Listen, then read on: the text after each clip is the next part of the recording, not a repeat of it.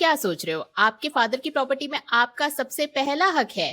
केरला में एक आदमी ने भी यही सोचा था, लेकिन केरला हाईकोर्ट ने उसे रियलिटी बता दी। और ये रियलिटी काफी लोगों को शॉक करती है, क्योंकि इंडिया में काफी कॉमन बिलीफ है कि पापा के नाम की प्रॉपर्टी पे बच्चों का ऑटोमेटिकली राइट होता है। रिसेंटली केरला हाईकोर्ट में एक केस आया जहाँ एक बेटे ने अपने फादर की प्रॉपर्टी पे क्लेम किया। उसे लगा कि उसका बर्थ राइट है, लेकिन कोर्ट ने उसका क्लेम रिजेक्ट कर दिया। अब समझते हैं क्यों। देखो, लॉ के हिसाब से प्रॉपर्टी दो टाइप की होती है, एंसेस्ट्रल और सेल्फ एक्वायर्ड। और ये डिफरेंस ही डिसाइड करता है कि प्रॉपर्टी पे आपका हक बनता है या नहीं। एंसेस्ट्रल प्रॉपर्टी वो होती है जो 4 जनरेशन से लगातार चलती आ रही हो, और इम्पोर्टेंट बात, वो कभी डिवाइड ना हुई हो। मतलब ग्रेट ग्रैंडफादर से ग्रैंडफादर, फिर फादर, और वहां से आपको आई हो बिना फाइनल पार्टीशन के। ऐसी प्रॉपर्टी में आपका बर्थ राइट होता है। आप पैदा होते ही उसमें को पार्टनर बन जाते हो, चाहे आप सन हो या डॉटर हो। लेकिन यहाँ एक बहुत बड़ा कंफ्यूजन होता है। एंसेस्ट्रल प्रॉपर्टी पे आपका बर्थ राइट होता है, लेकिन एंसेस्ट्रल प्रॉपर्टी का मतलब इनहेरिटेड प्रॉपर्टी नहीं होता। यानी अगर आपके फादर को प्रॉपर्टी मिली है